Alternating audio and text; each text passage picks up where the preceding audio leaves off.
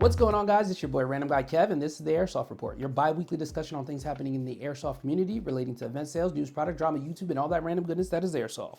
The Airsoft Report is sponsored by High Power Airsoft, the best BBs that truly enhance bio. And don't forget to check out AirsoftGI.com and use the code RGK for 10% off your order.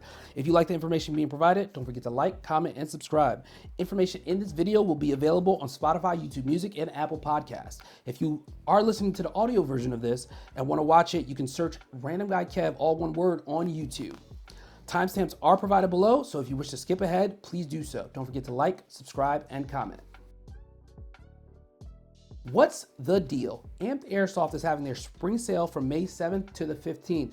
They'll be giving 10% off on all Amp products and up to 10% off other products using the code SPRING25 at checkout. So head over to ampedairsoft.com for more information. What's happening in the industry? Perun Airsoft just released the Clicker V2 Pro and the Speeder V2. If you want more information, visit rgkairsoft.com for more information on those products. G&G released a number of new products, the CM18, GMS CQBR, and a number of different CM16 variants, which include the GMS Striker, GMS SBR, Bato FOD, Bato CQB, Stealth 556, and the Compact 556. More information on all these released products at rgkairsoft.com. Upcoming events and competition. Events and competitions are subject to change, so check with your event producer for more information. May 19th through the 18th, Stag Ops Spring Offensive 17 in Massachusetts. May 17th and 18th, Mere Tactical Sky Shield in Michigan. May 23rd through the 25th, Lion Claws Three Kingdoms in California. May 23rd through the 26th, Milsom West, the Trenches of Orenburg in Washington. Some competitive airsoft events that are coming up. SpeedQB, May 9th, Players Club Event 3, Open Class at Tax City in California. NSL, May 10th and 11th, U.S. Western Conference Seating Event 2, B Tier, Sac County, California. SXL, May 17th, Event 2, Paintball, Indiana in Indiana.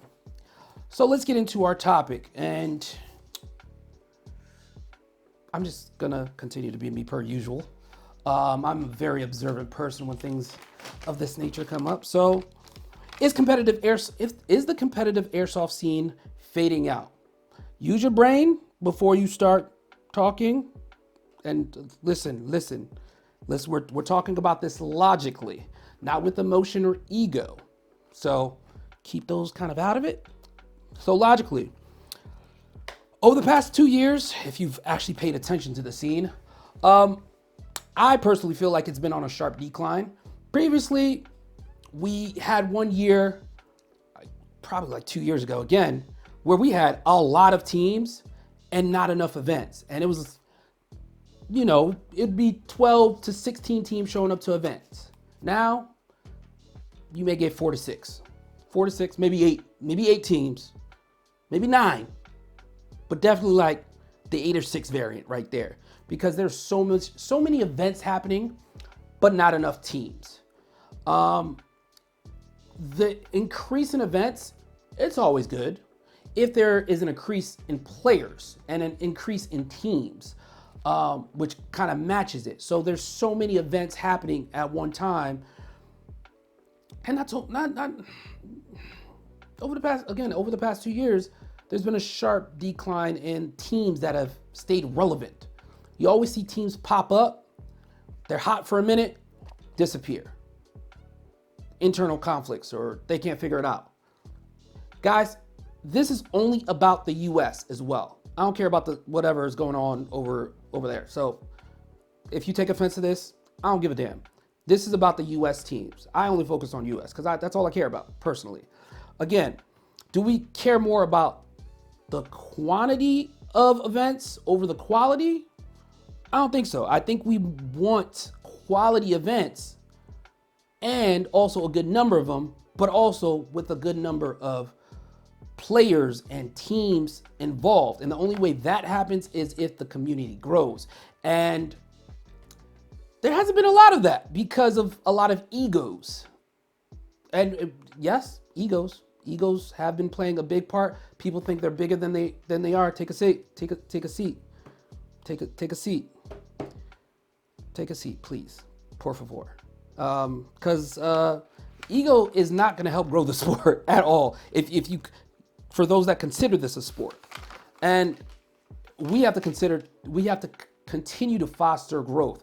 There's a bunch of fields that are there dedicated to this style of play, but again, there's not enough players showing up to be on these teams and playing these competitions. And I want to do like a quick little shout out to a couple of the fields and the teams that are holding clinics and actually teaching new players instead of dumping on them. Because we know that you can hold a clinic, but if the clinic is not teaching people, what's the purpose of the clinic? If you're just mag dumping and you just want to run game on people and discourage them from playing, that's not the purpose of it. A lot of people join these clinics to learn from actual professional airsofters who consider themselves champions, and they want to get better. They want to be at the same level you're at. And I'm talking about all teams as a whole. There's a good number of teams out there that aren't really like taking people under their wing to teach them. Some of them are, others aren't. This is a widespread general statement, so no one gets butthurt, because anytime I say something, somebody always seems to get hurt. Somebody always seems to get offended. And if you get offended, again, I don't care, because I would say this in person in general, but I've been saying this for a minute, that we need to foster the community. We need to get these people in to actually like play and get an understanding of how to play and understand the rules, not just go out there and just mag dump on them. Like Extreme Airsoft. I love going to Extreme. Great field if you haven't been. A great community out there. And they're fostering growth within those players. Lenny and Danielle, in some cases, they'll come out of pocket for younger players that want to get into the competitive scene. Hey, this gun's for you. You can go ahead and run with it. Hey, this gear's for you. That's great. That's awesome. Slaughter Gang, I see them do their slaughter night. They're doing clinics. They're teaching newer players. Anytime I ask about Slaughter Gang, people in the area tell me, hey, no, they're doing a great job. They're actually teaching the players on how to play competitively. That's amazing. Another one, Void Airsoft, down in Texas. Great job. I applaud you. Good. I understand that in some cases they won't play in matches to help ref. That's great if a team wants to sit out just to ref because they have a better understanding than any other random person that they pick off the block to ref. And we're gonna get on the reffing part soon. Hold on. I'm just giving out the flowers first, real quick, before I go into demolishing whoever I need to demolish. Murder Inc.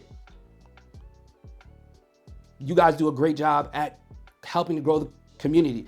Keegan from CSL, he does his ref clinics.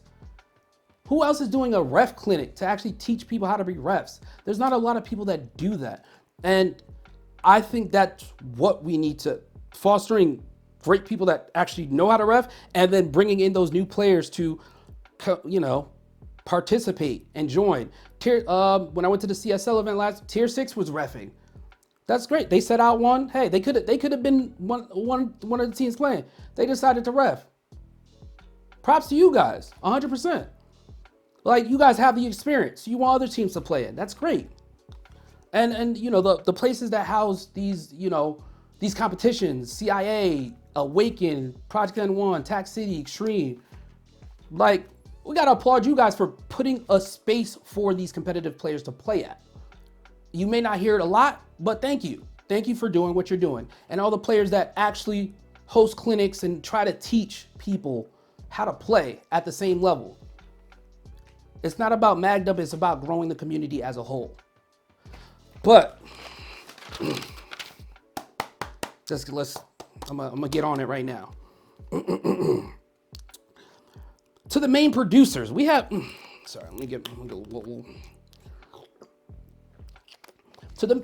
the people that I can consider main producers are people that are, established names that, draw the players out and whatnot. And again, the 3 producers, SpeedQB, CSL, NSL. There's other ones out there. I apologize. You're not in this circle because I personally don't consider you in this circle. That's just it. SpeedQB. SpeedQB is going to be there as long as they keep producing events, but also they're doing a lot of events. They smothered the scene last year and even this year. My thing is I like that they're doing, they're kind of changing it up. So with SpeedQB, they're adding, I like that they added the limited class. Limited class is so interesting. The 5v5 format, you can only play it for so long before people get bored and it starts to get considered paintball. Let's be honest. All you're doing is there's no mag limit and you're down the field. That's all you're doing behind bunkers. And then the middle flag. Cool. Great. Limited. Now you're set to specific classes, 4v4. I enjoy watching that whenever I can see that comes on. I'm like, oh, this is pretty, it takes more skill to do that versus have a seizure banging your finger on the gun. I'm just saying, just throwing it out there. Takes more, I think it takes more, RandomGuyKev thinks it takes more skill to actually choose your targets and instead of down the field. I'm just saying, just throwing that out there.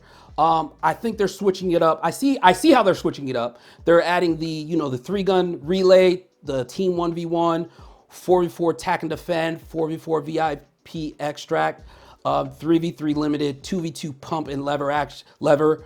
Like, you have to switch it up. You can't keep doing the same 5v5 all the time because after a while, people get bored. And that's when you get the decline in players that just are interested in playing. If you start switching it up for them, that is great. The thing though, again, there's not enough players for all these events. You'll probably get the same teams that show up, the same 6 to 8 teams, which is cool to a point. And then it gets kind of boring for them because they start to realize, oh, I know how this person plays. I can beat them this way and this. It's up to a point. You get what I'm saying? It's cool to a point, but then it's like, I wish somebody new joined up. It's not like, the NBA has, NBA has 50 plus teams. I'm wrong. 40 plus teams. I'm wrong again. I had this number in my head. They have an X number of teams, but you get a different dynamic from each team that plays. And when these two teams that never played before play now, and it's like, wow, okay, this is interesting. This is interesting. I didn't think this team was gonna play this good against this team. It's cool seeing those different components play. Like, everybody talks East Coast, West Coast. That's great. We know West Coast not traveling to East, East not traveling to West. It is what it is at this point. Who cares? But at the same time, it's like, if you want to kind of differentiate yourself, you're going to have to travel somewhere at least once. Again, this is related to the US. I don't give a fuck about going out of country. I don't give a fuck, personally. I don't give a fuck. That's good on you.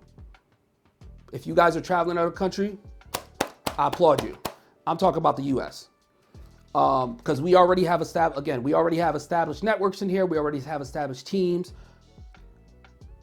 Yeah. But it's always cool to see those dynamics of a team that you never thought would travel this way, traveled, played this, and played against a team that, oh, wow, you thought they would dominate and they didn't. It's like, oh, that's a different dynamic. And I think that's very interesting for people from the outside looking in. And again, as a spectator, I like watching those things. It's cool.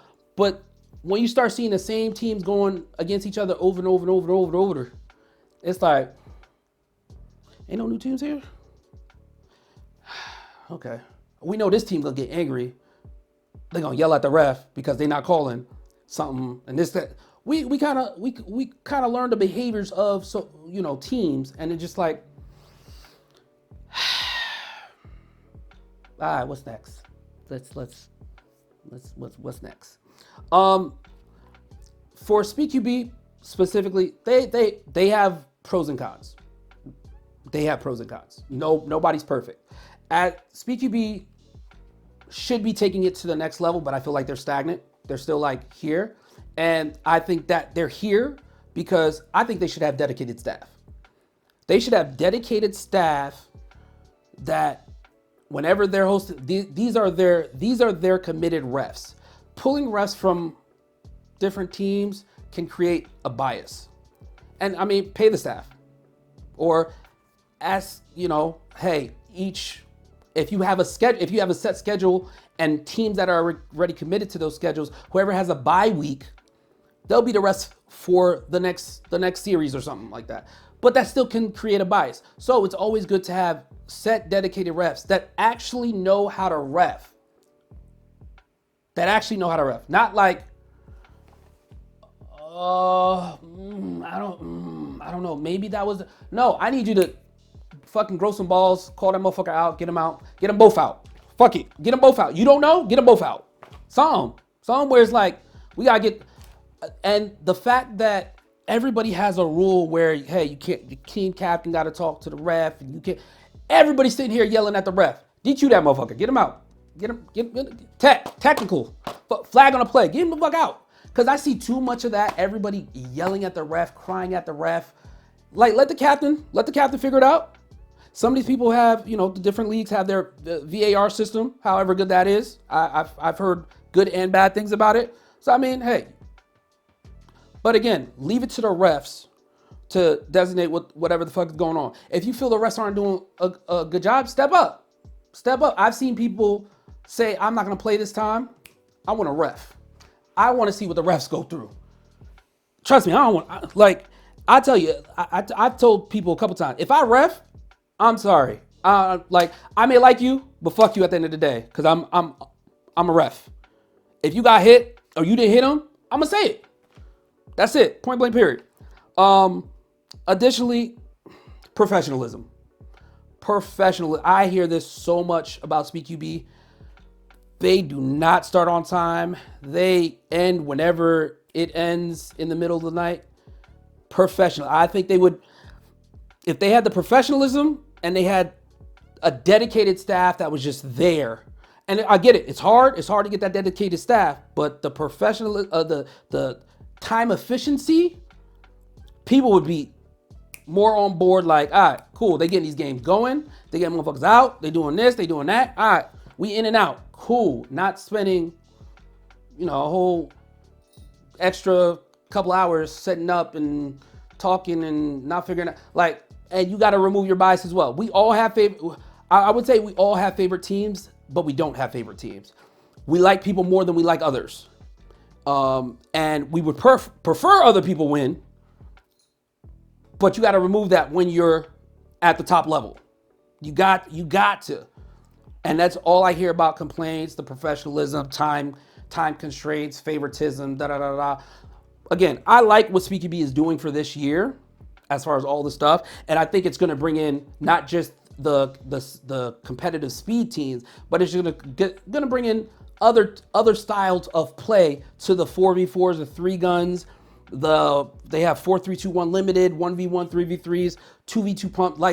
I think that's going to bring a whole different demographic into the competitive space as a whole. Competitive space isn't just Speedsoft. It's a whole bunch of other things, and I think SpeedQB is starting at the right spot of let's do other stuff. We gotta add more to grow the competitive scene, and that's big brain energy. They thinking big. They're thinking about more stuff than just the standard 5v5, 4v4, and I like that. All right, CSL. Keegan does a great job.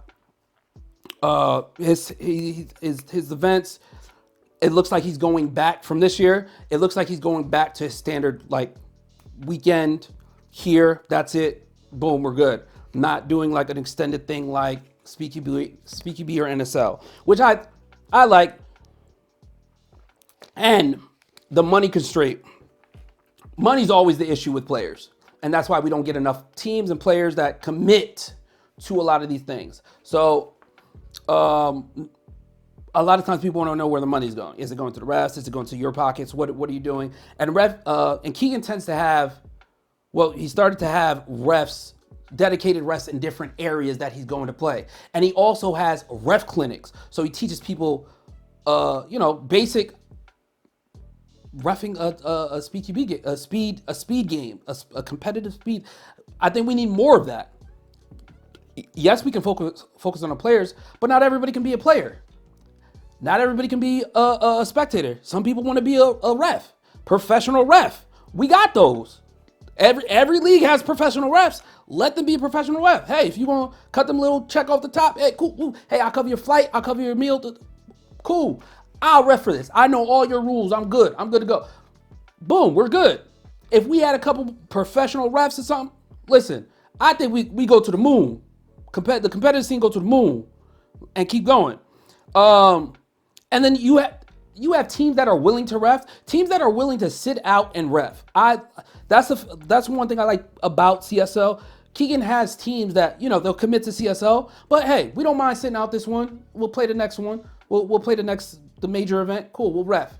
We see you don't have enough refs, we'll be refs. That's a community I like. People that are just like, all right, let's ref. Let's let new teams. We see new teams joining up. Let them play. Let them get a swig of this and keep it moving. Again, if Keegan had proper funding, if Keegan had more money, I think he would go a lot further than where he is now. He has the dedication. He's even like got out of teams to actually just focus on, let me make sure this live stream is good. Let's make sure we get video. Let's make sure we get photos. Let's do player cards. Let's do this for the players. Let's give a cash grab at the end. And the same thing for speaking, the cash grab at the end. Hey, we all like playing for money. At the same time, there's got to be some type of professionalism while playing for money. Some type of honor when playing for money. Like, come on. Some type of honor, guys. I get it. We want something at the end, but at the same time, it's like, call all your hits. And I mean, and I say again, this is how I've seen it. SpeedQB, CSL, and now I'm gonna talk about NSL. I don't think, for me, NSL, like I said from the beginning, is expensive. It's expensive, and all the other leagues have adjusted their prices to match NSL up to a point, because people are paying the $800. But in the first season, you know what you were getting. All right, paying $800. Now you getting the rest from Europe. They're gonna ref. They got the little VAR system. All right, cool. This is pro league. Got it. Cool. This is dope. You got a commentator and everything. That's cool. And what season? I think this is the third season for it now. I think it's slowly declined as far as how many teams are participating in it. And refs, dedicated refs. When I watched the Globals, and I had to read their rules. I had to read their rules a couple times, and I think they flip-flop their rules. They pick and choose which rules they want to institute and who they want to institute them against. And you guys could rewatch all their stuff. You'll see players yelling at the refs like, "Oh, you should have got him." Listen, get the fuck out. Technical, flag on the play. Listen, that's the one thing that bothers me, that you have certain rules that you will set, you will put into effect, and other ones you won't. That's what bothers me about NSL. The rules are, it's like pick. You gotta stand 10 toes down. Fuck it. Be aggressive. Who cares if they're cursing back at you? They should be cursing back at you. Get the fuck out. Tech. Yeah, flag on the play. Fuck out. And then keep it moving. I think that some of the people that do ref NSL don't know NSL rules. NSL rules. So now you got people just hoping for a hit. All right, yeah, maybe he got hit. I don't know. Nah, be aggressive. Come on. I think all these leagues, again, dedicated refs. Get dedicated refs. And if you're willing to pay refs because you're charging $800, pay them something. It's a long time they out there on the field. Pay them something. Pay them something to be on the field, and just Be them. Again, for all this, everybody's talking about, a lot of these teams have sponsors. You guys know me. I talk about sponsors all the time. I'm not sponsoring no bum ass team. I'm sorry. If you've never won or you've never placed, I shouldn't be sponsoring you. If in our contract you ain't doing what you're supposed to do, we not sponsoring you. That's it. Point blank, period. The other thing is, I think that these leagues need, SpeedQB is kind of doing with the limited mag limits. It looks like everybody's having a seizure behind a barricade. What the fuck? That shit is, bro, this shit is, my head hurts every time. I'm like, damn, just spam, just go, spam. I feel like it takes a little bit more skill to aim and shoot at somebody. And I feel like if you have a limited mag capacity, limited mags, then it's like, we'll get that first initial spam out of break. And then after that, everybody's choosing targets. Everybody's choosing targets. They don't want to waste their capacity. But being that it's so open, fuck it. We just gonna go ham and just go down.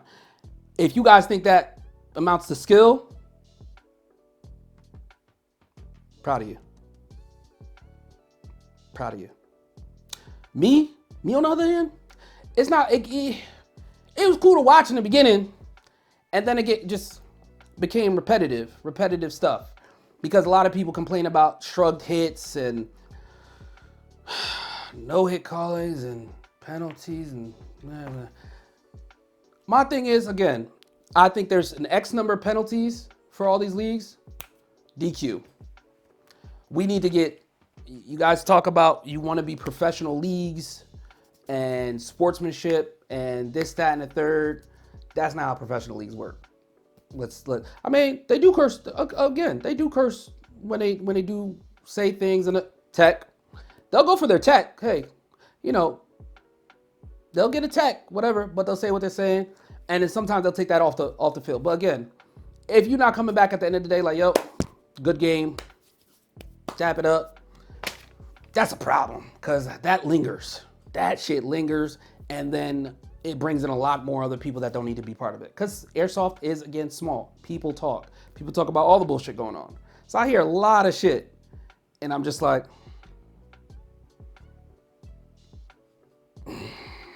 okay.